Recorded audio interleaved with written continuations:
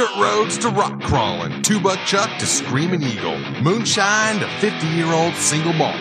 We talk about it all here on Wheelin' Wine and Whiskey with your hosts, Jason and Chris. Welcome to Wheelin' Wine and Whiskey, episode 120 here at Studio L with Chris. How you doing? Hey, how's it going? Good. Welcome to your home studio. Your new home studio. We're here in the one of your mini rooms of your house that you just discovered. You've been here for what, 17 years? You said 16. Yeah. 16 years. You just discovered this room and decided to turn it into a recording studio. Well, we took the elevator. Yes, not that elevator. But I was heading to this room and I couldn't help but the hallway. I thought it was a bowling alley. It's so damn long, and I was looking for bowling shoes and a bowling ball to come down here to the hardwood floors and everything. It's beautiful. We flip a switch. Is that what it does? Does it turn into night bowling with glow in the dark pins and everything? And lasers. Oh, lasers! It's got lasers. It's got freaking laser beams, man. So cool. Well, yes, here we are, and. Another beautiful day in California, and we got to phone a friend. Yes, we did. Yes, this was an interview that was supposed to happen last year, but the timing did not work out. And I said, okay, I'm going to make this happen this year earlier. Yeah, and here we are. So we had the one, the only Little Rich, known as Rich Klein of Trail Hero. Yes, sir. As he says on his IG page, head janitor at Trail Hero. Well, so somebody's got to clean up. Yes, but he is the big man, the brains behind the operation, and what an operation it is. Oh yeah, absolutely incredible. I experienced it for the first time last year with the Hannah family. Amber's family, and that was an absolute blast. We had friends from Washington that I met. They're friends that became my friends.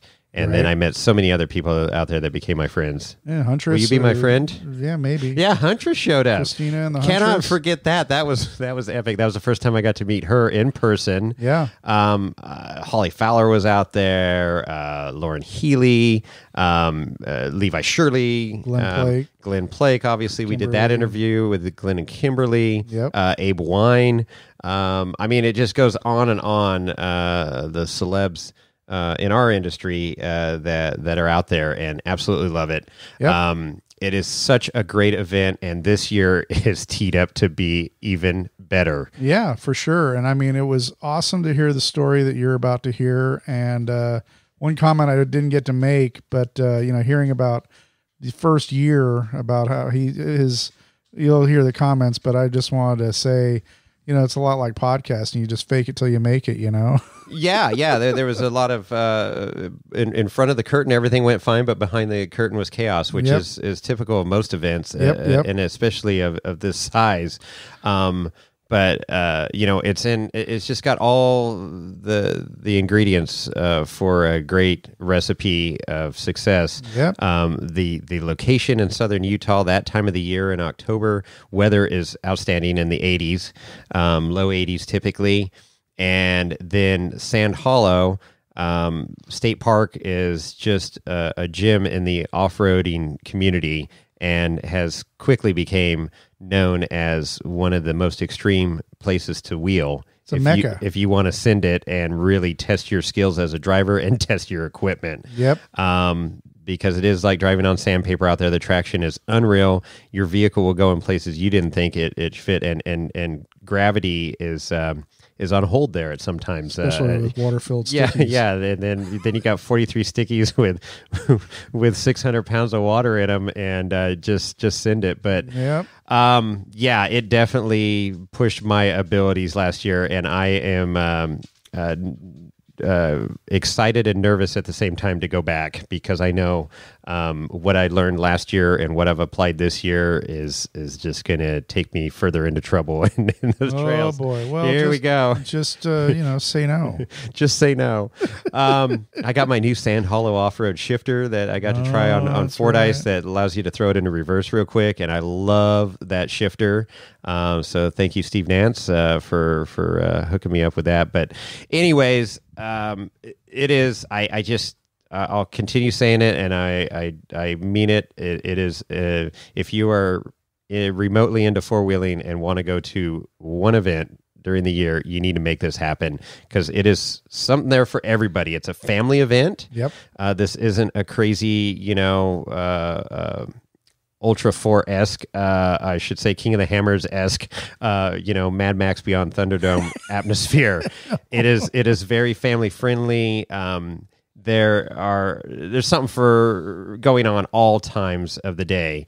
Like Rich said during the podcast is like until you pass out. And literally, if you try to do everything, there's no way you can do everything. There's just so much. But it is in the bang for the buck. It's $50 to sign up for a guided trail ride.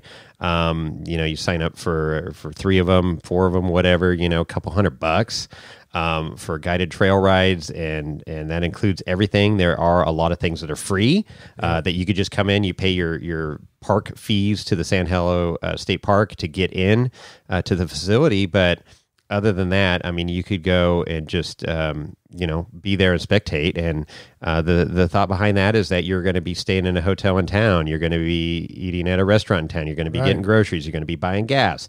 It supports the economy. And what a staggering number that is. Yeah. $6.4 million this event brings in 1 week to the small town of Hurricane St. George right there. Unbelievable. I mean, it's just so cool. So, well, you're telling the whole story. I know. I got to stop. I just love it. I'm excited about it. And you guys can listen in for yourself. You guys and gals, sit back, grab your beverage of choice, lavender, soft top, whatever that may be. Bourbon. Anything but I'm drinking water, Chris. I've been drinking water. That will come up on another podcast here, but I am I'm drying out for a while. We're actually drinking water tonight. I know. It has been a water podcast. So, anyways, that's some high quality H2O. Fantastic. Without further BSing, here we go. Huh? Roll it. All right, Chris. We got a special guest here. This is an event that you were supposed to go to last year that you didn't. That's right. And you're remiss, and hopefully you make it this year. But my goal. Rich Klein is with us, the president, head janitor at Trail Hero. Rich, how you doing? Really good, guys. Thanks for having me on. Excellent. Yeah, so been wanting to get you on and not only to promote the event, but also to give people some history. I know... most people know that you're known as Little Rich, and your dad is Big Rich. He has a podcast, Conversations with Big Rich, as well. And it's great. You guys are deeply entrenched in the 4-wheel drive rock crawling community. So it's great hearing the stories that your dad, the people that he's interviewing from the start of the sport, basically. So I want to get your history and how you got started. I know you used to live in Placerville, right near the Rubicon, and that was your hometown trail. And you started there at a very young age. Yeah, we've been wheeling. It's been a generational thing for our family. I want to say my second wheeling trip ever as a kid was at 2 years old on the Rubicon. Literally got in a rollover as a passenger, and I've been on ever since. There you go. A thing that's run in the family for a long time, just as an enthusiast and an explorer, and trail rider. And what that means nowadays compared to what that meant back in the 80s is a totally different thing, right? And so happy to be continuing the custom of getting my children involved in the sport and keeping this thing, this culture, a generational, I guess, motorsport, if you wish. Absolutely. So You did, I mean, because your dad promoted competitions, rock crawling. I mean, you competed for a while, correct? Yeah, so I competed in a couple different series, never in my dad's events because of the conflict of interest, but for other events, whether it be UROC or ARCA. In the early days of rock crawling, there were, at one point, like 8 or 9 different sanctioning bodies and events that were all going on. And I competed in essentially every one of them except for the one that my dad and I were running. Okay. And so back in the old days, I guess you can call it, I was setting courses and really at the beginning of my dad's business, which was Cal Rocks at the time, I was crash runs and kind of just whatever a kid would do, and while I was doing that, I was watching a guy that worked with my dad. His name was Bob Rogie, and he did all the course design for Cal Rocks at the time. Cool. And in Cal Rocks, we, I think it started in 2001 in Lake Amador, and it was, I think, November 2001. And it was a fun event, and we were only going to do one event a year. And next thing you know, the next year we started a 3 or 4 event series, and kind of just took off from there. And as it's inevitable, right? Oh yeah. And as it grew, we started hosting events all over the U.S. and eventually nobody wanted to win a California championship if we were hosting an event in Oklahoma or Texas or any of these other places. So, my dad started this thing called NARCA, which is North America Rock Crawlers Association. Not necessarily the greatest acronym, but whatever. You're with who? You're a what? I had the opportunity to start We Rock, which stands for World Extreme Rock Crawler.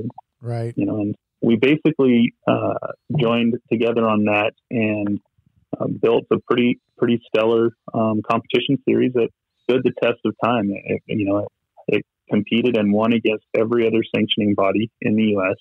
And then, on its 20th year, this year, my dad's running it by himself.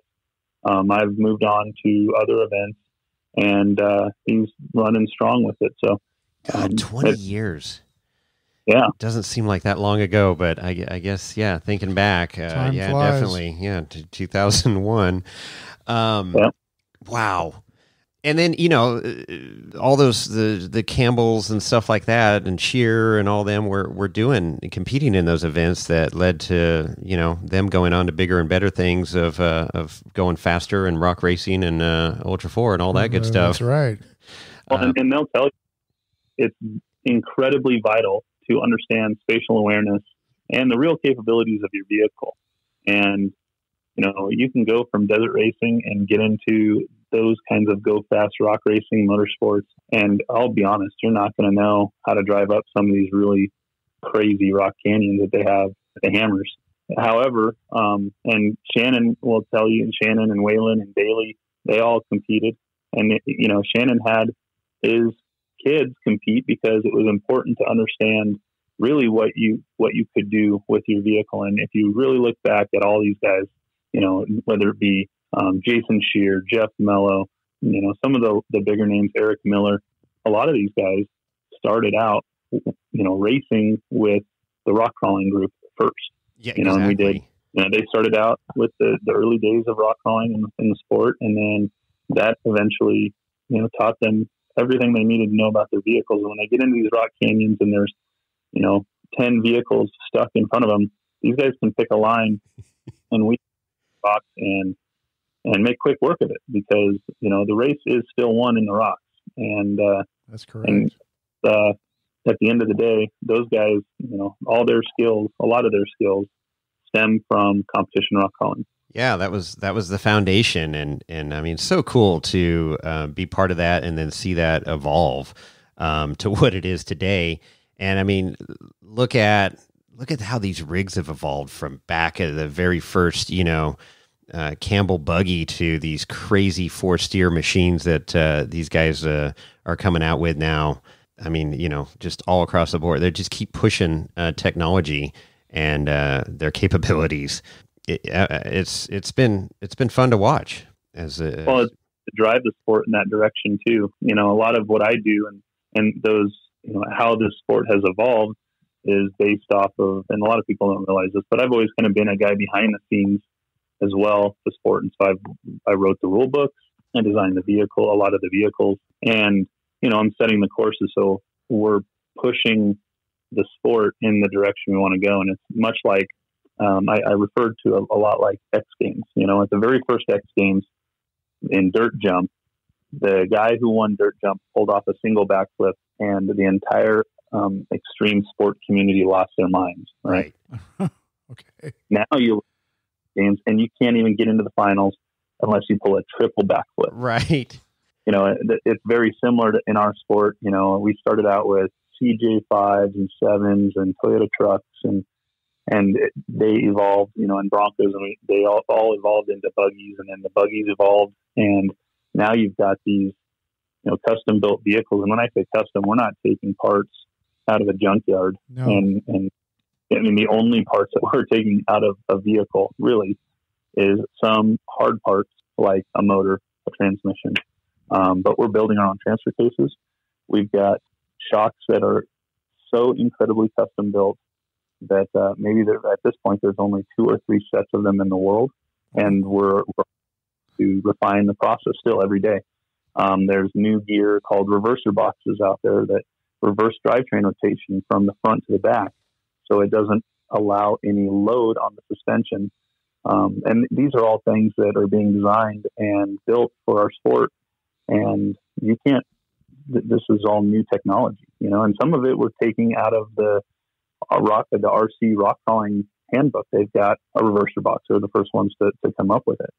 And, then we take that and adapt that into, make bigger versions essentially and put that into our sport. And it's amazing what the vehicles can do with some of this tech, And so real quick, is that stuff that's like for the unlimited class, or is that available to every class, these reverser boxes and all this tech you're talking about, or how does that trickle down?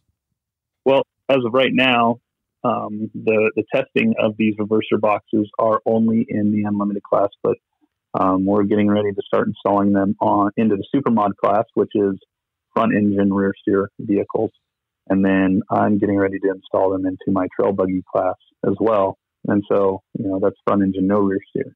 And, the tech will eventually, as it grows, will eventually trickle down into real trail buggies, and then eventually probably into Jeeps and whatnot. And so the difference is, something with this reverser box, you can put the vehicle in gear, and we all feel it. When you stand on the brakes and you put the vehicle in gear in low range, the whole vehicle kind of jacks up a little bit and loads the suspension. Yeah, the torque, yeah. The torque does that, right? Well, with the reverser box, you put it in gear, and it does not do that at all. It stays flat. Suspension doesn't move at all.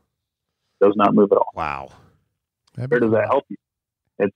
It helps you in a lot of different places, but primarily your big climbs, your front end's not unloading and lifting on you. Your big drops, your rear end's not lifting and unloading on you.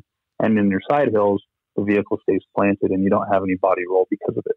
And it's just overall a more stable vehicle. It makes the vehicle more predictable. Yeah. And that's all because the front drivetrain is rotating in a reverse direction from the rear drivetrain.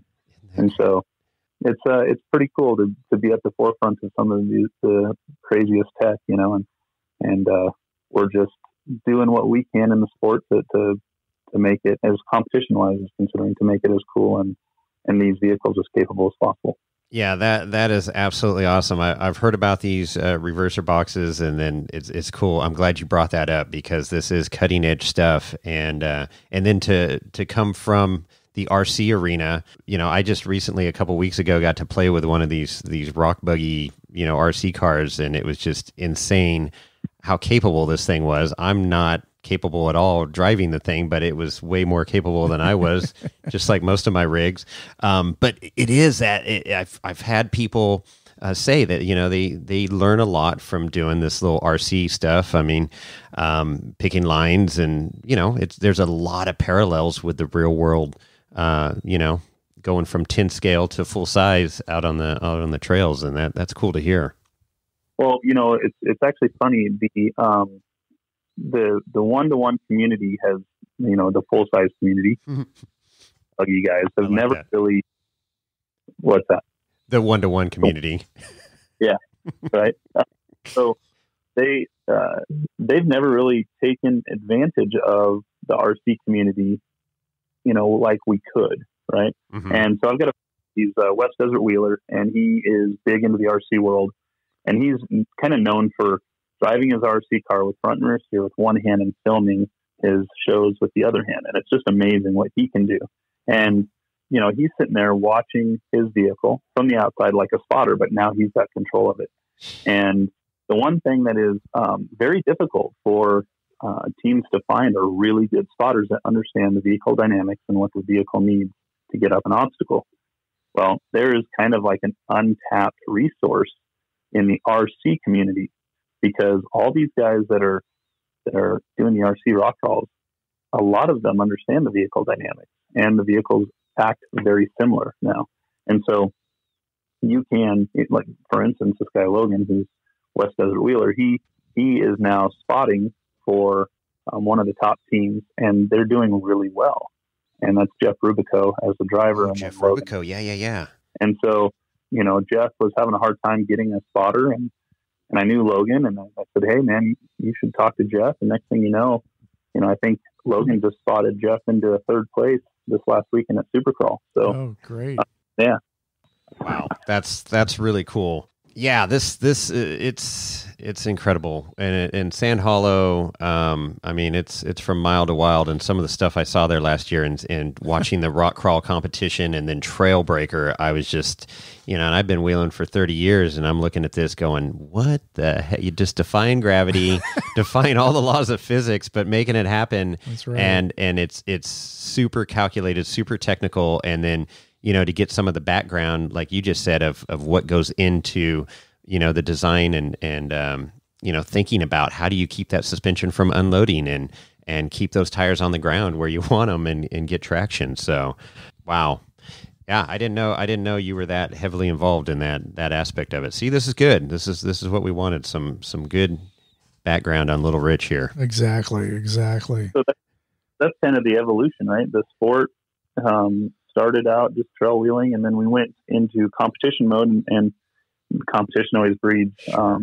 And so the innovation in the sport's kind of gone through the roof. Everyone that's putting, full hydraulic steering or even hydro assist onto their Jeeps and whatnot, all that tech was developed in competition rock crawling and then brought to the market. And that goes the same with, the air lockers. Why did we need those? Well, we needed them in competition because we needed to be able to disconnect things, and then maneuverability was key. Well, now, those are obviously available to the market, and you can look through just about every part and product that is worth its salt, and you'll see that there's some relation to the competition industry, or the competition side of the sport. And so, I think that that's a vital part of our culture is that the product development and the pursuit of trying to create the most capable vehicle, whether it's, your Jeep and trying to create the most capable Jeep on the trail or even bigger, crazier stuff. And the real way to tie that all back in is that idea of the Trailbreaker, right? And so when you compete in competition rock crawling, it kind of gives you this feeling that, they're just, they're dodging cones of sorts, and there's no real, and there's obviously obstacles, but it's a spectator sport. And they're just trying to get through these cones. Well, in Trailbreaker, there are no cones, and it's just a trail. Can you finish the trail? And it brings the sport full circle back to, the roots. And now we're taking trail guys from all over the world and plugging them into Trailbreaker and seeing if these guys can, have what it takes to complete the hardest trail in the world. And that's really what it boils down to. And, some guys have the latest and greatest equipment and they do really well. Some guys don't have all that, or do have all that stuff and don't do well. And then you get the regular trail guys out there like, Kerry from Got Propane in Phoenix. Mm-hmm. And he's got the most basic Toyota buggy out there, but he went out in Trailbreaker and took a 5th place and finished the entire trail. And it was amazing, what he was capable of. So really cool to see, us also push the trail guys into a position where they're trying harder things. And, originally when I moved to Southern Utah and started wheeling and developing Sand Hollow as a destination for off-roading, there was one other buggy guy. Oh, and when that just buggy, one. Just one. And when that buggy pulled his rig, it was just me for a couple months. And then another buggy guy moved in. And it was like, all right, I got another buggy guy. Now, just about every mainstream top end driver and trail rider that are, kind of pushing the limits have moved here. And we were counting it the other day. And I mean, there's obviously some really great drivers and great equipment all over. And Colorado's got a good contingent. Arizona's got a very strong, great group of drivers down there.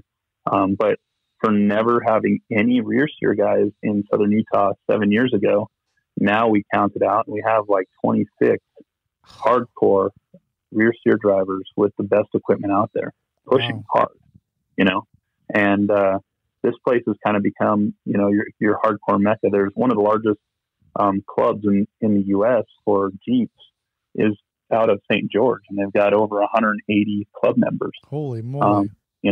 So, this is it's fast growing to the point where, I mean, you've got companies that are moving their businesses out of California for a lot of different reasons, but they're here in Southern Utah because it's off-road business friendly and it's got a great place for testing.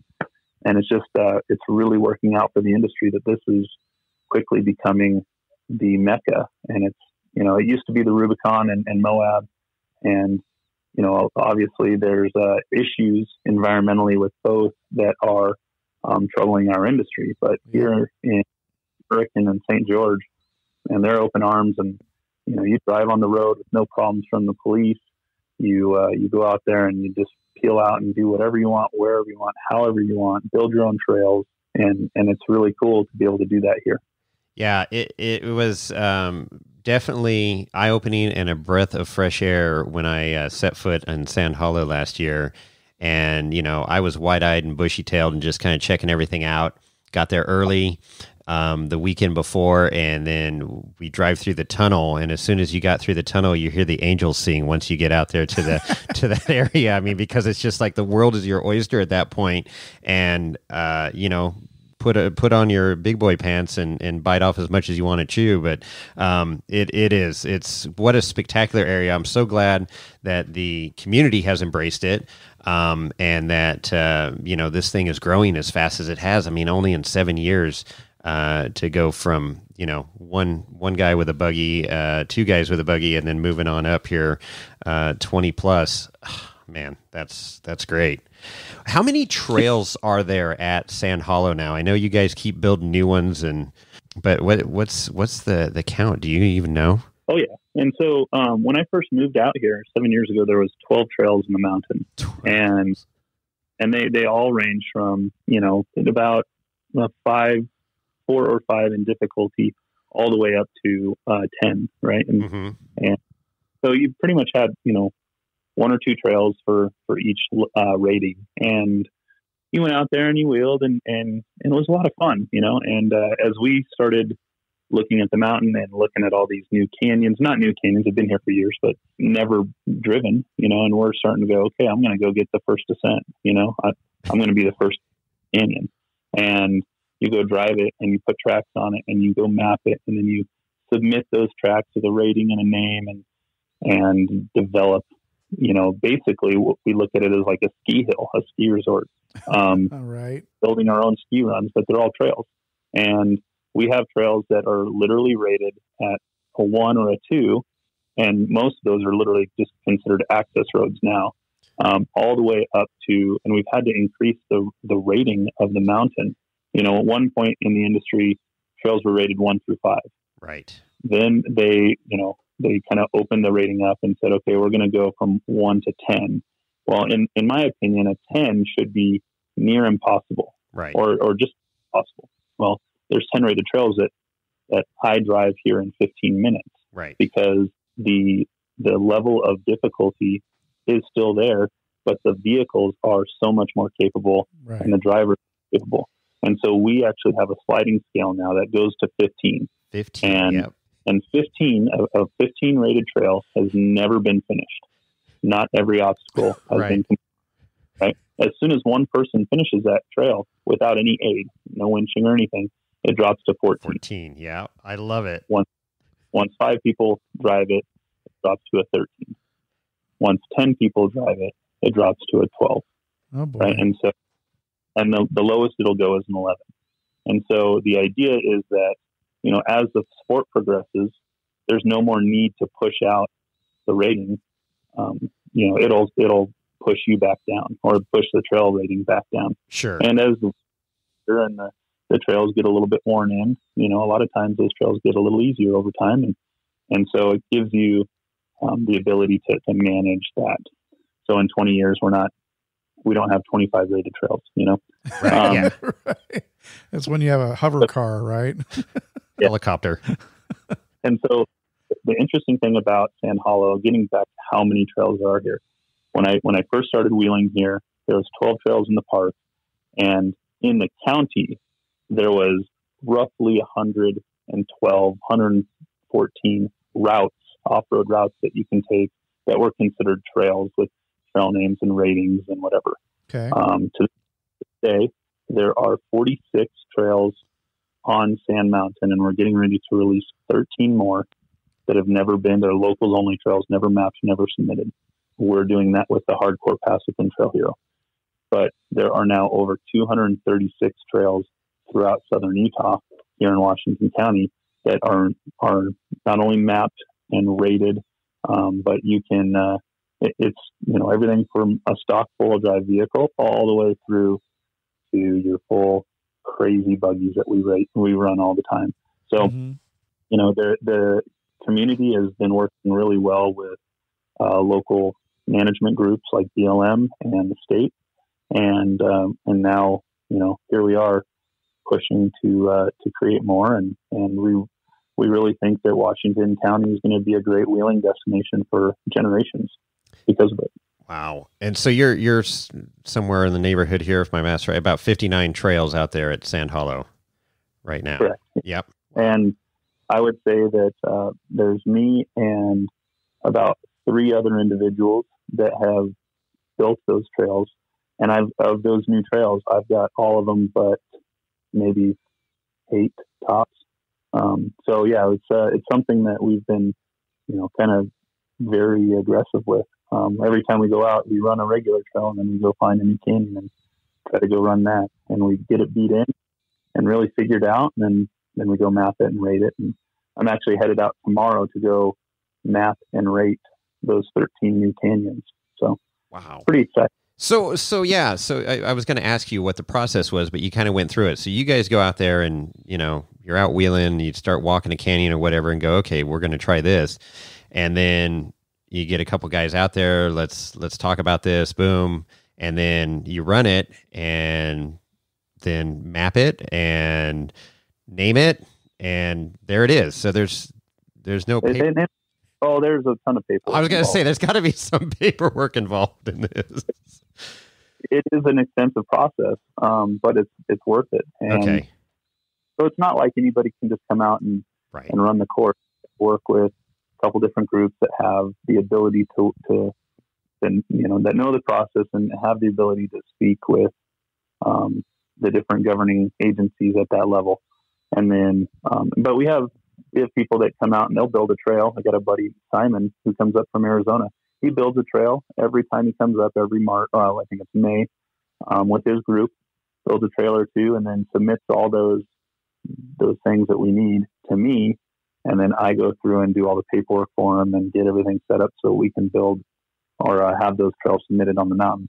And, with the Sand Mountain being open OHV, it's very important that people realize we still want to stay on the trail. Yes. You're drive anywhere you want out there.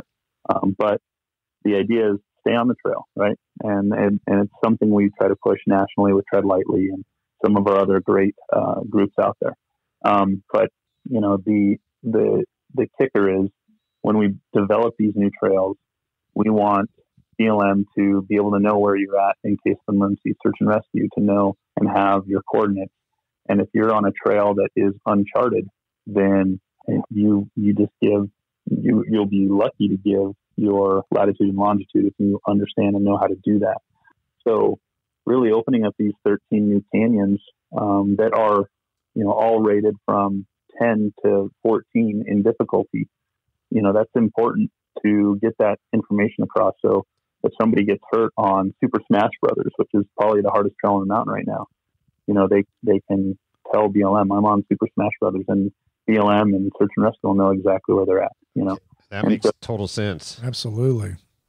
It's very important for us to have the process and run the course the right way and make sure that everyone understands. And, each one of the obstacles that we map out are named, labeled on a map, at least for, the governing agencies. And so, you could say I'm on the third obstacle of Super Smash Brothers, and they'll know exactly where you're at, what the latitude and longitude is, and they can get to you immediately with life flight or anything else for that matter. And so it's very important to do that. I know that UPLA, which is Utah Public Lands Alliance, they've been working really hard in not just labeling those for everyone, in the maps and to the governing agencies, but also creating placards for each of the obstacles. So somebody can say, I rolled over and I don't know what trail I'm on, but there's a placard here and it says hard left turn. And Search and Rescue is going to say, okay, that's on Milt's Mile, the last obstacle. We know exactly where he's at, and that's important, right? So yeah, and the signage is good out there. Those metal signs, laser cut metal signs, and it's great because it does get confusing. I had GPS going, and that saved me several times. But is CartoTrack still the best go-to for people that are new to the area, or what's the go-to GPS there? So CartoTrack is definitely the leader. They have some amazing hardware that is incredibly expensive, and they single source everything. So they're not crowdsourcing their maps. Mm-hmm. That's if you get a crowdsourced map, typically it's done with an old Garmin or a Lowrance or some sort of fish finding type. Not as accurate. It's not as accurate, right? And it pings satellites. It pings one satellite, and it pings it every 10 seconds. So if you go around a U-turn and it pings incorrectly, or within those 10 seconds, it could show you actually going up and over a rock or off a cliff. Mm-hmm. And so CartoTrack, their hardware pings every millisecond legitimately and ties into anywhere between 17 and 25 satellites all at the same time. Wow. And so it's incredibly accurate, down to 2 inches of accuracy. And so we've been working with CartoTrack to develop the maps on the mountain for the last 7 years because of how great their hardware is. And there's a couple other maps out there that are free, but I mean, you're not going to get the accuracy. Sometimes the maps literally show you driving off a cliff. And so it just doesn't work really well for what Sand Hollow is, because Sand Hollow, if you don't know where you're at and you have the wrong map or an inaccurate map, you literally could die. You can drive right off a cliff or get severe vehicle. And so it's not like Moab where every trail is defined with road reflectors and 50 years of rubber marks on the rock. Right. There's the sandstone here and the weather here is so harsh that right after the Trail Hero event, you'll know where every trail is, but 2 months later, you won't know where any trail is. And so it's pretty amazing. And if you come to Sand Hollow and it's an off weekend and it's not, a big event just didn't happen, you'll have a hard time navigating around and knowing where you go. And that's why we guide everything in Trail Hero as well. Oh yeah. Because it may not be for everyone to be on a guided tour, but I'll tell you, you're going to have a hard time getting around out there without it. So. Well, and then some of those trails just kind of overlap each other. I know like 777s, and I think it was Double Sammy, and it was like we were on 777s and then ended up on Double Sammy or something. I was like, okay, wait, how'd that just happen? Yeah, the thing is, some of these trails, they'll go across plateaus and across canyons and work their way from one side of the mountain to the other. And then just like a ski resort, some trails cross each other. Right. And so, Double Sammy crosses Joint Effort and 777s and Broken Chain. Wow. And if you didn't do it right, you can be on a 7-rated trail and then be on a 12. Yeah, look out. Buckle up, man. Yeah, it is. So for somebody that's new to the area, then CartoTrax is the go-to. That's the one you're directing people towards. Absolutely. The other one actually that's really been pushing really well, and it's because, to be honest, we're tied in. CartoTrax is tied in with them. Is the new BF Goodrich On Trail app? Right. That thing they really stepped it up. It's no longer just a PDF map, which is what CartoTrax uses, but it's taken CartoTrax PDF maps, literally their data and their accuracy, and infused it into an app that is specific for trail riding. And it's an amazing feature within the app. And I would say that that's probably the one app that is, if you had to download an app, that would be the one to download. CartoTrax, you have to download somebody else's app and then import their maps. And it's become an easier process, but it is work. Yeah. So the OnTrail app uses all the CartoTrax data and all their accuracy and all their equipment and puts it into their app, and it's worked out really well. Yeah, that's good to know. I got to meet Jake from CartoTrax a couple weeks ago at the Sierra Trek event, and then Tim was there, of course, from BFG, and they were promoting that new app, and so that was the first time that I had learned about that app, and I'm glad to hear that it's working well, and that's definitely something I'm going to download for Trail Hero here. I use Gaia. We use that a lot up in the Sierras and stuff here in California, and that's been awesome. But I had to... It's still crowdsourced data. Yes. And if somebody's off trail, what kind of data are you getting? Well, that's it. And so that's why I mapped, the trails that I ran last year at Trail Hero. So I have that data, which I know is accurate because I did it. But you're right. That's exactly the downfall, is that if Joe Blow goes out there and takes a little side shoot or something, and you're just, following that track, you could end up in something that you shouldn't be in. So right, and like that means you're off trail illegally. If you get caught, you're fined. If it gets publicized, you're getting raked over the coals, especially in today's age. Right. All the keyboard warriors. Yeah, it's really important to make sure your maps are accurate. And nothing against Gaia or Onyx or any of these others, but the On Trail is just that, and same with CartoTrax, and that's just who we prefer because we do, at the end of the day, we want to be heroes for the trail, and you're not going to be that by being off trail. Correct. Promoting tread lightly for sure. And so how quickly are these new trails getting uploaded to Jake at CartoTrax? Well, with On Trail, it's being uploaded a lot quicker. Okay. Through CartoTrax specifically, we do typically a yearly update, which is, if you own the maps, the updates are free, and so it helps in that regard. And On Trail, I believe, is a subscription, but it's definitely worth it. Okay, well, that's good to know. Well, hey, let's get into the actual event. Trail Hero 2021 coming up here October 4th through the 9th. You've got a new sponsor this year, Monster Energy. Congratulations on that. That's huge. It is. Their influence on our event is going to be just even more epic. We've always felt like we've done it right from the beginning, and luckily they were able to identify that. And when they came on board, they basically said, we just want to support you and give you all the assets that you've been paying for all these years. And so, it is going to be amazing, their influence on the event, and it opens up opportunities for us to do more things for the sport. And then some concert options too. They got a pretty good repertoire of artists and stuff that they can tap into. They do, and that's going to probably the most exciting part is Trail Hero is turning into, or will involve a summer concert series starting this year, and so some of those concerts will be tied in with the motorsport, and so the bands and the artists will be playing to the race that's happening.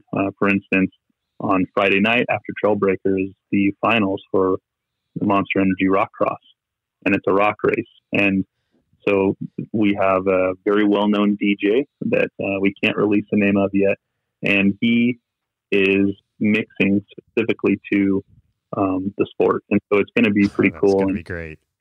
Yeah, it's going to be kind of crazy, but it'll kind of define, what we want to do with the sport and what we want to do with the event. And not just that, but, our final act on Saturday night is, again, I wish I could release the name, but it will be a very, very intimate acoustic set from a very, very well-known artist. Awesome.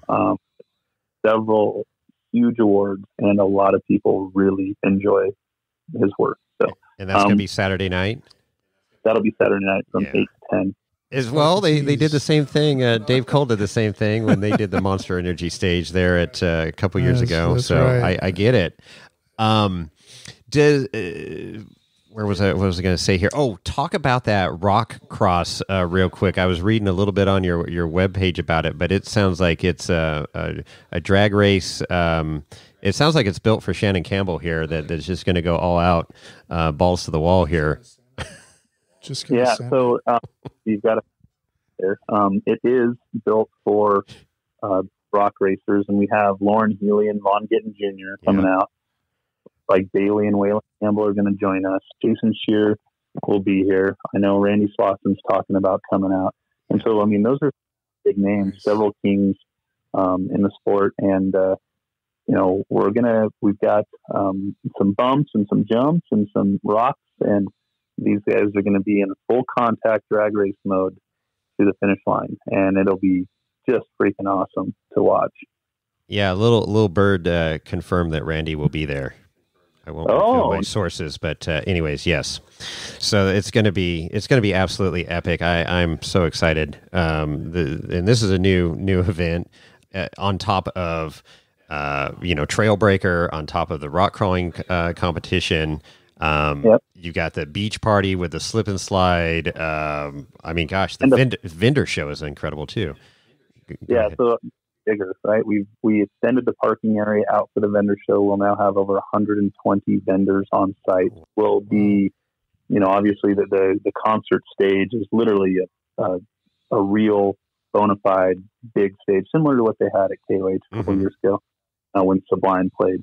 And, that's going to go on the beach right at the lakefront. Oh, no way. That's going to be so cool. Epic. And then I hate played out, but this is literally the most epic trail hero ever. From that stage, we're building the rock race course that will go off, along the beach, and you'll be able to sit in your vehicles, watch some pretty amazing stuff, on stage, and then watch these great racers battle it out and go door to door. So, good deal. Oh, I love it. How many people are on your staff, Rich, that are coordinating all this? This thing's turned into a monster. Yeah. We have 22 full-time employees now. Wow, 22. Wow. And over 200 volunteers that, work their freaking tails off to really make something cool for Southern Utah in the sport. And without them, there's absolutely zero way we would be able to do this. And their enthusiasm every year is just profound. It's amazing what they're willing to help us with and how they're willing to help us build the sport. And I really feel like, and this isn't a knock on anybody, everyone in the industry is doing their part, but everywhere you go, it's one thing or another, right? You go to Keeneham, it's just rock racing, and they're starting to bring some other things in as well, but it's primarily the rock race. You go to Moabi's Jeep Safari, and it's just trail riding. And at the end of each day, wherever you're at, you sit there and go, okay, what now? Right? And what are we going to do? Where are we going to go? And Trail Hero provides what we like to call sensory overload. So the time you wake up to the time you pass out, and not go to bed, but by the time you pass out, you are busy. Like you run your trail, then you get off your trail and you go check out the motorsports events, which are all free to spectate. When you're done with the motorsports events, you go to, like this year, we have a drive-in movie theater that we're building out in the middle of nowhere. And you go to to the destination to go watch the drive-in theater. How cool is that going to be? Oh yeah, That's going to be awesome. and it's just kind of sentimental, there's very few drive-in movie theaters now. We've got enough for about 200 vehicles, 300 vehicles, and we're actually doing a dry run. We've already done one dry run, and it was insanely fun. And then this weekend, this Friday, we're doing another one here in Southern Utah. And so we'll do another dry run again. We're watching Jurassic Park. And what happens is all the kids, they're up there watching the movie, and it's all blasted onto the rock. And we've got this huge sound system that comes in from Rockford Fosgate.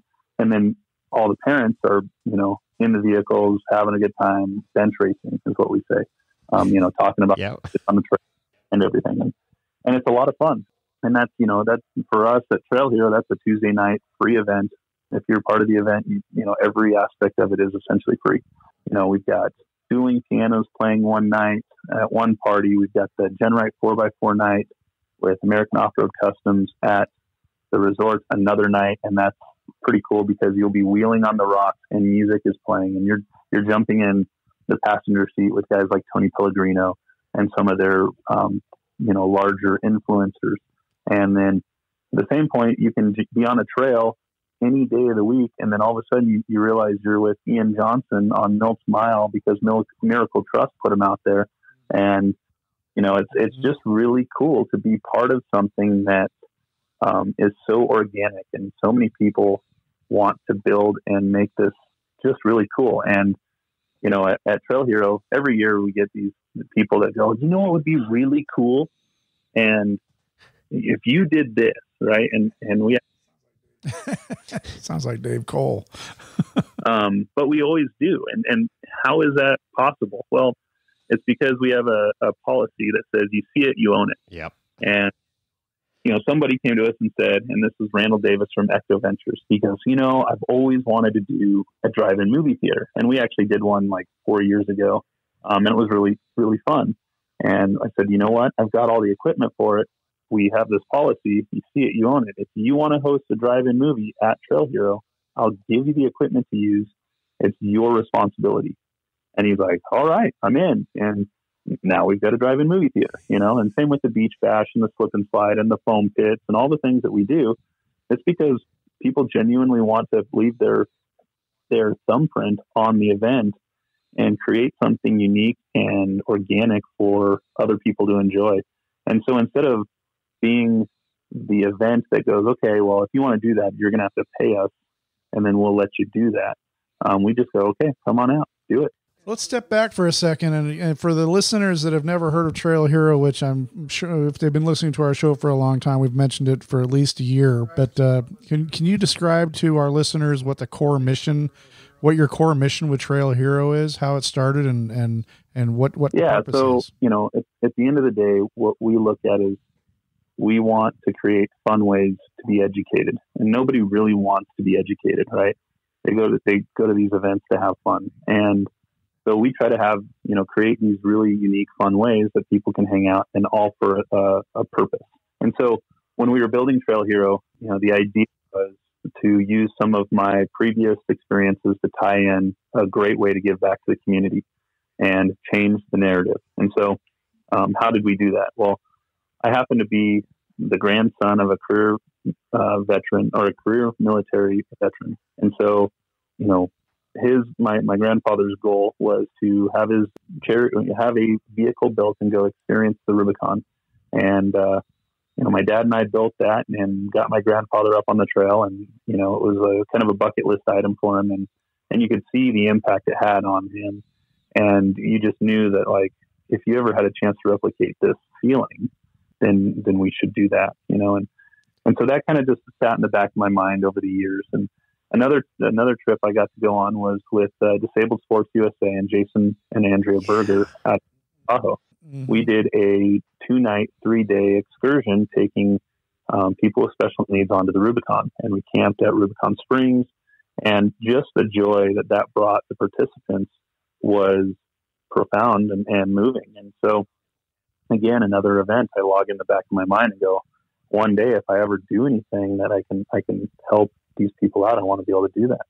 And so at one point I sold We Rock and moved to Alaska and just started, putting pen to paper. If I ever got back in the industry, this is the things I want to do. And a couple of years later, we realized Alaska was not quite for our family, so we moved anywhere. And the first place we was Southern Utah, because I actually went to high school up the road here and was fairly familiar with the area. So, we get here and we're greeted by Lance Clifford, who owned Pirate4x4.com, and he's a realtor. Okay. And we started looking around and checking things out on vacation, and we planned to go to 5 other destinations to then pick a place. And before, we had 2 weeks here, and before the first week was done, we had an offer in on the house. And so it just felt right. Yeah. That's all she wrote. So, we moved here and I was apprehensive to get back in the sport. And I had an old friend, who had told me, hey, your idea needs to go somewhere. We need to do something with this. And in where you live now is the perfect location, and it's obscure. Nobody knows about it, but you need to do something. You need to make an impact. And so that's what we did. We said, okay, we're going to start an event. And a lot of it, the activation of the event itself initially was because we were going to lose the mountain and lose all of our trails to a land developer. And the county said, hey, this area is not bringing an economic impact in. So if the industry doesn't do anything, it's going to get houses, whether you like it or not. And so that was like, all right, better get off our tush and do something. And so we held our first event, and internally, it was a train wreck, but externally, everyone had a blast and didn't see any of these. And so it's like, well, we plan to do one event so that we can make our economic impact and then walk away. And that one event has turned into us going into our 6th annual event. And when you look at the economic impact and how we were able to drive away this developer, is because the mountain itself throughout the year, every day of the year combined, creates a $6.3 million economic impact on the county and the local city. Okay. But 1 week out of the year, during Trail Hero, the mountain brings in a $6.4 million economic impact. Boom. And there you go. Now, and so, with some houses. And so they have built houses elsewhere, and that developer has moved elsewhere. And here we are with really what is turning to be one of the bigger gems within the industry, and how we develop that and foster it and take care of it is solely in our hands. And so with a couple other locals and groups that are helping us. So, it's been a great deal, but the idea, the event itself has, we wanted to change the narrative, right? And earlier I talked about the industry being a very generational thing. My grandfather did it. My father did it. I did it or do it. My son is a driver now, and he's 11 years old, and he's learning how to drive out on the trail, and his sons and daughters will do it. And so that's the generational thing. But at the end of the day, nobody cares about that except for those that are involved with the sport. Absolutely. And so, and how things are managed, it's an uphill battle for us, right, as an industry, except if we change the narrative. And, the fact that we are out there taking veterans on trail rides, that changes lives. The fact that we are taking people with special needs out on trail rides to experience the outdoors. If it weren't for the Jeep or the off-road vehicle, literally being an extension of their body, their legs, if you will, these people would never get a chance to go experience, what is out there. And so now you're changing the narrative, right? These people can't go for hikes, can't go for a walk, for miles. They can't jump on a horse. They have to have motorized access. And on the other side, you have people who have fought for their land, fought for these rights, and they need and should have motorized access to go experience the land that they fought for. And so now you're building a narrative that people on both sides of the aisle can get behind, right? And it's really changed the way people think about off-roading and motorized access. And so you look at the last administration we had invited us out to DC, and I sat down with Chris Zinke, who was the Secretary of the Interior at the time, and we talked about how we have to expand upon motorized access to these different user groups and not keep shutting things down. And so it was great, and they put some legislation in place that passed that helped us do that, and some budgeting as well. And so there's now more opportunities to build trails, and since then you've seen new trails open in Moab of all places, where they're closing trails, they're now opening trails, and so it's really cool to be at the forefront of those conversations, and that all happened because of our influence with Trail Hero and how we were able to literally change people's lives and give them opportunities that they would have never had without motorized access. So very well said. Yeah, it's awesome. That's incredible. And our industry needs it. And it's so huge, and how much things have grown with the side-by-side community and everything, pushing this off-road industry along. Because, early on it was like, okay, go out wheeling, and there wasn't a whole lot of people that wheeled, and there's, some publicity and stuff around it. But now it's like everybody knows, about it at least. And then here you are on this premier event. This is going to be one, if it's not already, it is in my book, one of the premier events that I look forward to every year. There's 4 or 5 events throughout the United States here that have that, and I applaud you on your efforts. That's just outstanding, Rich, and I'm glad, and I'm glad people are behind it. Your volunteers obviously are passionate about it too. That's the key right there, is just the passion for the off-road community, and it's such a great community. Yeah. Absolutely. Yeah, we're very thankful for the support, and it's not just locally, but we've got people literally in the past. We've had people from 13 different countries. Obviously, COVID's kind of put a kibosh to that, but still have people from 48 different states coming here, and we still have a couple international groups of people from different countries coming to enjoy it as well. And it's turned into something that's pretty wild. And last year we had, and I think this is important to note in the current climate, right? Last year we had 22,500 people at the event. 22,500. Wow. And not a single reported case of COVID. No COVID. Nope. Not one. Yep. There you go. I think that's incredible. Yes. And this year, tending to be very similar, if not larger. And so we expect to, there's no restrictions on our event. The state of Utah is behind us 100%, as well as, believe it or not, the feds with BLM. They're helping us push this along and not enforcing, anything to make our participants feel uncomfortable. We'll promote, obviously, that you should have your vaccine and that you should have your mask, but whether or not you actually have to is an individual, choice. Yep. Yeah. No, absolutely. No, it was refreshing leaving California and going into Utah, southern Utah last year. Let me tell you, it was nice to get out from under all that and just go out and wheel with a bunch of like-minded individuals and have fun. I mean, like you say, there is something for everybody out there. You do not have to have a hardcore rock buggy to have fun at this event. I mean, you could literally go out there with your bone stock four-wheel drive, and even if you just went out there and spectate. So you said 22,000 people.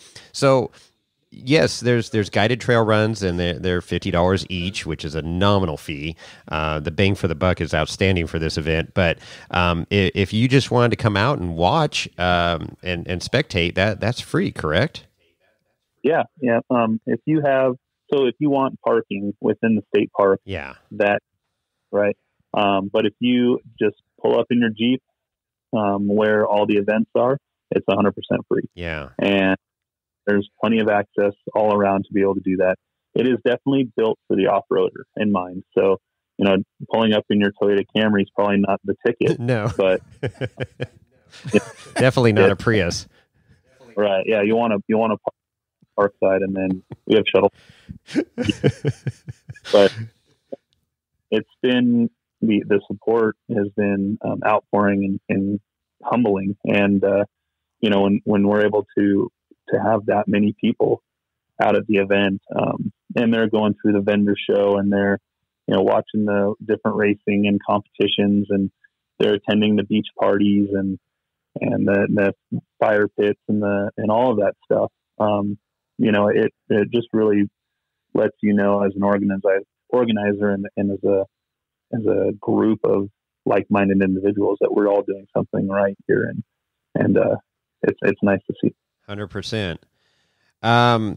And I know, you've got, we go down a list of a bunch of, I don't know, we want to say famous people, but notable people that are at the event. Mm-hmm. I got to interview the Plakes last year. Abe Wine's there. Who else that you could mention? That's you mentioned some of the off-road elite there, Healy and Shear and them and Von Gittin. But anybody else you want to? So obviously Glenn Flake has been a staple with us at the events, and him and Kimberly are dear friends of ours. And same with Abe Wine. He comes all the way out. And both Abe and Glenn were on History Channel's Truck Night in America, if you guys don't. And, they were hosts, and I happened to be on that show helping them build that off-road park. And that's how I got to know them. And, retaining that friendship and keeping that moving has always been great for us. Good mutual friendship there. But this year you'll also see the likes of Ken Block is supposed to be out there. We've got Cowboy Cerrone, who's a UFC fighter. A couple other UFC that not quite able to announce yet. Okay. Are looking at it pretty intense. We're probably going to have some other racers like Tanner Faust and Casey Curry and some of these others, Dustin Battle Axe Jones, and some in the off road world, all big names. But I think that you're looking at like Rob Deerdick and Ken Block and Glenn Plake, and those are probably some of our bigger names out there, and all great people, all, with the same mindset, just go out and have fun. And that's what this is all about. Use the land for what it's built for or meant for. And that's for us to enjoy ourselves and understand the beauty, but also go out there and go use it. Right. And so what's that? Oh, I was just going to say, absolutely. And that's great that people like that, celebrities are coming out, key people in our sport, supporting it. I mean, if it wasn't any good, nobody would be there, right? And this thing is just taking on a life of its own and huge. This is true. And they're all super, super approachable, I imagine, too. I mean, obviously, if they're working at the event, you don't want to interrupt what they're doing, but if they're kind of casually hanging out at a restaurant or whatever, or just a social gathering, from what I've heard, they're pretty absolutely. And that's kind of the thing that we try to push is that we don't want these celebrities to come here and work. We want them to come here and just enjoy themselves. And the fact that they're here it brings a ton of value to the event and to our participants, and a lot of people care about who's attending, and it's really fun to be part of that. The one thing I will say is that nobody's like, oh man, I can't wait to meet Rich Klein. Come on now. Right. I am totally, but the idea of people being there and enjoying it and seeing these celebrities it's just cool to have them there and offer that. Yeah, the value. I think that was the key word. Adds value to the event, and that is great. I got to ask what your favorite trail is out there. If you do you know? Yeah. I usually have a favorite trail for each rating, which is that means there's like 15 trails. If I had to narrow it down, I would base it off of 4 levels of difficulty. Okay. So, gives each type of vehicle that comes to the event a chance to, try one of my favorite trails, basically. Okay. And at the beginner or entry level, my favorite trail is got to be Tocqueville Falls. You drive up the cliffs and look down upon the St. George Valley, and then drive to a set of waterfalls that are just amazing. And you can actually drive across the waterfall itself. We do lunch there, and then we come back in, and it's just a cool trail. A lot of locals know about it, and it's recently gotten pretty popular. But it's just one of Southern Utah's little gems. The moderate rating, so this would be from 4 to 6 rated trails. My favorite trail is got to be Plan B. And this year we've changed Plan B into Plan BFG. BFG, yeah. And Clever. so it's pretty Nice. Yeah. So they're going to have it done up and be giving out products and stuff. But this trail gets you right to the edge of the cliffs. You can overlook some, down at the bottom of the cliffs, there's this dinosaur tracks area where there's literally, footprints of dinosaur tracks, and you can walk up and check them all out. But, there's Plan B is probably one of my favorite in that moderate range. In the difficult range, which is like a 7 and 8, so these are, really well-built Jeeps or vehicles, full-bodied, a chance of some body damage, but most people get out unscathed unless they're trying the extra credit lines. And so, 37s, 39-inch tires, lockers front and rear, body armor like sliders and fenders and whatever, right? So in that aspect, my favorite trail has got to probably be the Maze. It's just a really cool trail, brings you to the other side of the mountain. You look down into Warner Valley and out into the St. George Basin from the mountain itself. And the Maze kind of winds in and out of some rocks and has some really cool obstacles that are well known and have gone viral because of yes, what kind of it is, And the greatest part about Sand Hollow is that you're driving on 80 grit sandpaper that does not, yes, so you had mentioned, kind of gravity defying driving characteristics, and that's exactly what it is. You're driving your Jeep or your Toyota pickup or Bronco, and you are driving things that it's just unfathomable what you're able to drive because there's so much traction. And so the Maze would have to be in that range. And then in the buggy range or realm, so like 9 rated trails up to 15, my favorite trail is probably Broken Chain. And Broken Chain is just, it is in your face, relentless. And when you're done, you're happy that you made it. Yeah. And so I did it. Let's not do that one again.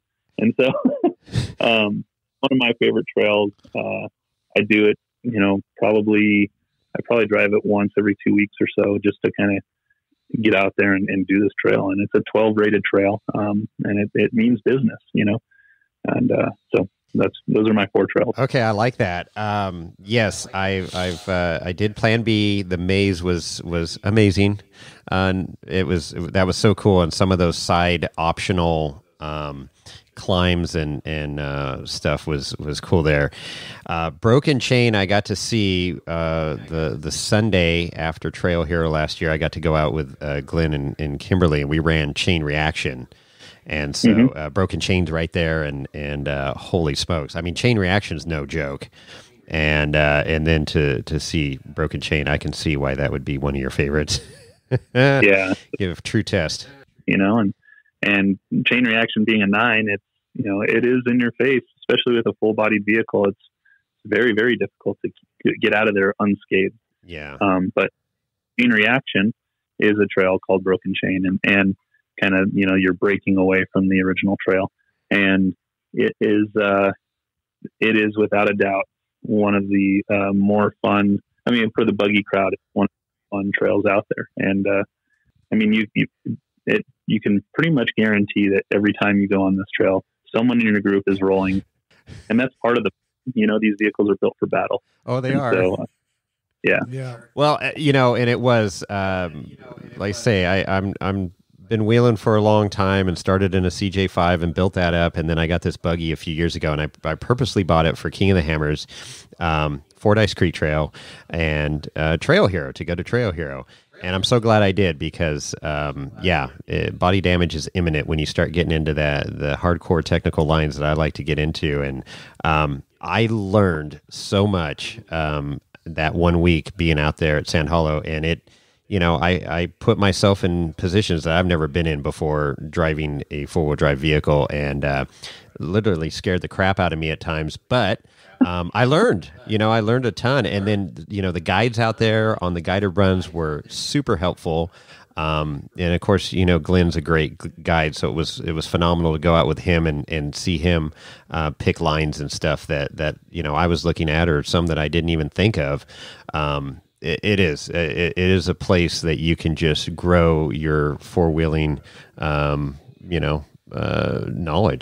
out there and explore, and may get in over your head a little bit and roll or whatever. That's part of four-wheeling. But and when we go out wheeling, particularly with the buggy crowd, because if you lean into the body, it's really not the end of the world. Right. But we've gotten to the point where we do not spot each other anymore. And it's not because, we want to, it's not because we want you to try this thing or to do this thing. It's solely because you, as a driver, if you're being spotted, you're learning how to listen. Mm-hmm. You're the deal. And if you don't have a spotter, then you have to be in tune with your vehicle. And so without a spotter, you're actually learning how to drive. You're learning how to listen to the car and then feel the car. And that's the most important part, is feeling the car and feeling what the rear axle is doing, and then reacting appropriately. And if you are in our group and we're recreational wheeling in the buggy group, it's not that we're being mean to you. It's just that we're out there to learn, and we don't want somebody to teach us. We want to figure it out ourselves. And this is obviously separate from, the Trail Hero event, but, the idea is, if you are out there and you get a chance to just feel your car, you will become leaps and bounds a better driver, because somebody isn't spotting you. And absolutely. Yeah. I can agree with that. It's a huge forces you to pick those lines. Absolutely. I mean, that's just like, I tell people, we teach a four-wheel drive safety clinic down here, and it's like, with all these newer Jeeps and stuff, they've got selectable lockers. I'm like, don't put your lockers on. We want to teach you how to drive without the lockers. They're great to have, absolutely essential for hardcore wheeling, but leave your lockers off. Let's just learn how to wheel. And I do that, in my Jeep, and at the beginning of the season after the winter, it's like, I'll leave the lockers off just to get back in tune with the vehicle. I love that. That's absolutely correct. Yeah. Well, what else do we have here? I know we're getting close on your time frame to end. You got anything else you want to add there, Rich? Just, I think when it comes to the event, the most important part is to realize that, we always have room for anybody. We're never going to sell out. We'll always leave more room and create more opportunities for people, because we want them to experience Southern Utah and what this great place has to offer. And so, there's plenty of room at the event. We've got 2,700 registered participants right now. We top out essentially at 3,500, but if we hit 3,500, we'll find more wheeling opportunities. So at awesome. The end of get here, get on a trail, and have fun. And I swear to you, you'll want to move here when you're done. And just like a lot of people who have experienced this place are. And hopefully you take something from it. You learn something about yourself and create some new adventures and experiences that you can share with your friends back home. I almost guarantee you'll be back. So I can attest to that. I'm living proof of that. Went last year and I was coming home. I did not want to leave. Like you say, I didn't look at any property, but it's definitely been in the back of my mind. But it is an incredible place and an incredible event that you're putting on there. So hats off to you there. Are you going to do the updates on Facebook? You did like weekly updates last year leading up to the event. Yeah, we actually did our first one yesterday with Jen Wright, and we plan to do one every Tuesday at 6 p.m. Mountain Standard Time. And so, it's Trail Hero Tuesday, and we're coming in hot with new episodes every week. That was super helpful to first time participant. You covered a lot of ground, answered questions. People could type in stuff, especially with all the uncertainty of COVID last year. So I'm glad to hear you're doing that again, because that really made me feel comfortable, walking into somewhere I've never been before. But I was like, oh yeah, they talked about this. Oh yeah, this is that. And so that was awesome. So great. Glad you're doing that. And then, the other thing that we do, and it's something that maybe a lot of other people don't, but we have a Trail Hero app. And so if you're at the event and you've downloaded the app, you'll get push notifications as to what events are happening. And that's really important. When you're here, you don't really get a chance to miss anything. And we're not really over the top with the push notifications. We just give you a heads up every time an event starts. But it's a good tool to have to make sure that you're at the place you want to be when you want to be there. So absolutely, I forgot all about that, but I did have that downloaded last year, and that was good. Yeah, you got a little notice. Hey, the Trail Breaker's going to start in an hour, and it's like, oh yeah, hey, we got to get over there and check this out. So. No, it has evolved so much, and it's great, and it's going to continue. Like I say, this is going to be one of those events that you must go to if you're into off-road. So, for sure. Rich, they can get a hold of you at, of course, thetrailhero.com is the website, and then at trail.hero on the IG. And very responsive on either one of those pages. And of course, Facebook, Trail Hero Facebook page. Am I missing anything? No, we don't really do any of those other apps, mainly because their involvement with other overseas governments. Right. So, yeah, just Instagram, Facebook, and then our own website. And we have about 400,000 people that visit our website monthly. That's great. Kind of become go when you want, and when you're a wheeler and you want to go figure out what to do in this area. And so, hit up our website. If you need to, contact us through there. If you'd like to volunteer with us, there's links on the website to be able to do that at the bottom of the page.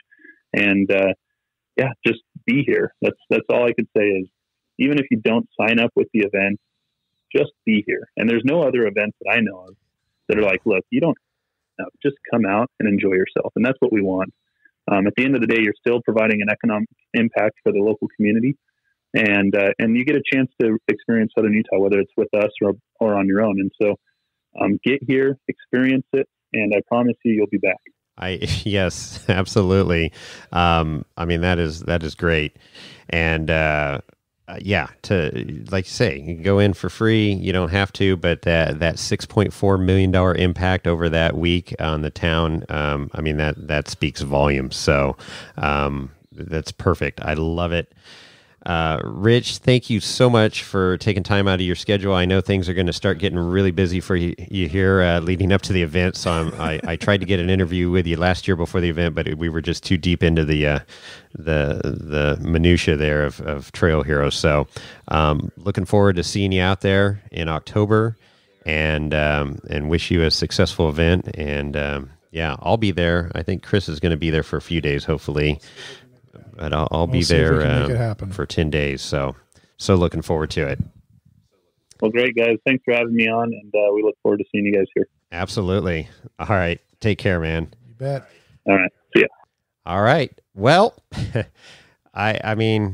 jam-packed with information, great stuff. Oh yeah. Supporting the community, supporting veterans. And I don't know if it came up, but that area of southern Utah has, I don't know if it's the largest, definitely one of the largest populations of veterans in the United States. Wow. Yeah, And- I wanted to ask that question. I wanted to know why. Yeah, well, you can go to Google it. Yeah, Google it. maybe. I mean, is this because of the weather? Is it because of hospital? Where's Lorenzo? He's not even here. No, well, he's I put him in the truck. well. Did he jump out We're not at home? drinking. I think he might be drinking Oh, jeez. again. Oh, Lorenzo. See, the world is in balance or out of balance. It is. If one of us isn't drinking, the other needs to. I don't know. I don't know. I don't know. Anyway, so I don't know. I wanted to, you're right. I wanted to ask that question because is it because there's a VA hospital? Is it because the weather? Is it because other services? I don't know. I don't know, but it is a really cool area. And then the special needs aspect, these kids with special needs and getting them out there. He made mention of the disabled sports, which Jason Berger up there in Truckee did, and I know our club was involved with that too. And it was awesome. Just those kids, they were so flippin' excited. To be outside and be on a trail like Rubicon Trail and in a rig that they have to climb up, into if they can, help them in, whatever. But it was just, it's hard. Words can't really describe how fulfilling that is. And just to see the smile on their faces when they're getting to do that stuff. So that same thing happens there at Trail Hero. Every day. You can volunteer and send, make a kid's year basically, and a veteran too that served this country, and what a nice deal, and it's 100% free if you are a veteran. They don't charge you to go on any of the guided runs or anything. The whole event is free, and they actually have a day that they take the veterans out and they feed you, and it's just awesome. The outpouring of the support of the off-road community. I am honestly drinking water. I'm just so excited right now. Yeah, you are. So the outpouring of the off-road community is incredible. The support, it just never ceases to amaze me. I'm proud that we're a small part of this community, and get to talk into microphones, and it's our passion. Pass the word along. Yeah, and just to tell these stories, have a platform for these stories to be told. Absolutely. And get people involved. And off-roading has never been better, and it's going to continue to grow with premier events like this. Absolutely. So, I hope you enjoyed that episode. I do too. I hope you guys go to thetrailhero.com and peruse the website. It's a very good website. Gives you a ton of information. Oh, yeah. And then, as mentioned, you can go to their Facebook page, and they have Trail Hero Tuesdays, where they go through and talk about what's going on leading up to the event, answering questions that you may have about the event. And any cool little tidbits, nuggets of things that are going to happen that they keep adding weekly here, as if there's not any more room to add something, but they squeeze it in, and I love how he runs it. And it's like somebody comes to him and says, "Hey, I'd like to have a water slide." One of his people said that, and he goes, "Okay, you own it. If you suggest it, you own it. Make it happen. That would be awesome." So that's cool. Puts a lot of ownership and pride to his staff that hey, I brought the water slide to Trail Hero. Wonder what movie they're going to show. I don't know. Caddyshack? Yeah, that'd be good. Anyways, just it's incredible. Go to the website, check it out. I will be there. The Hannah crew, Amber Turner's family will be there, and I know you'll see us, because all you gotta do is look for the Samurai, and hopefully it's still on all four rubber tires when you see it. And Well, she did roll twice last year. I was rewatching On the those same videos. trail. Yeah.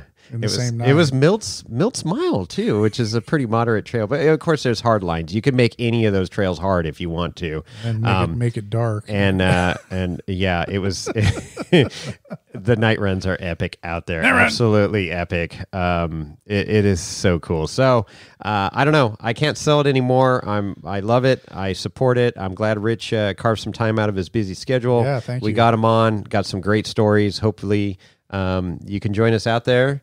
And if you can't, you can watch our reels of our shenanigans and good times, and then of course there'll be stuff posted on their Facebook page, Instagram, stuff like that. So yeah, the internet works great. It's just, anyways, I can't wait to go. I want to pack right now and go, Chris. Well, you should. You're probably already packed. No, I got stuff to work on and fix, but we're getting there. We are preparing. That's a different episode. Yeah, it is a whole different episode. So if you want to get a hold of Jason or I, you can email Jason or Chris at wheelingwineandwhiskey.com, or you can communicate directly with Jason through DMs or just on the gram at Wheeling Wine and Whiskey.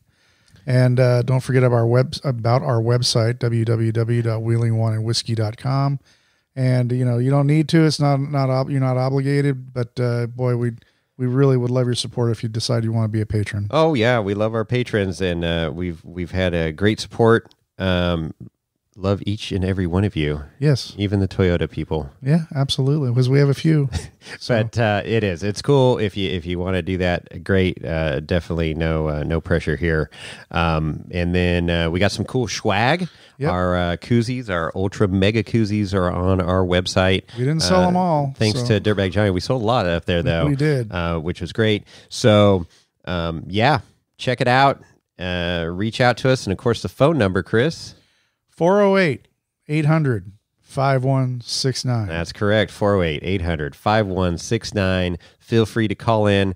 We do have some messages we need to play, and we may play Tyler's. We'll see. I don't know. We just, we got so much content. We gotta work it in. We gotta work it in. It's oozing out. It is. It's oozing out. So, and anyways, Lorenzo's, not doing a good job of containing it. We still love you, Stale Boys, but we just, can only have so much snail. Yeah. All right. Well, on that note, we're out.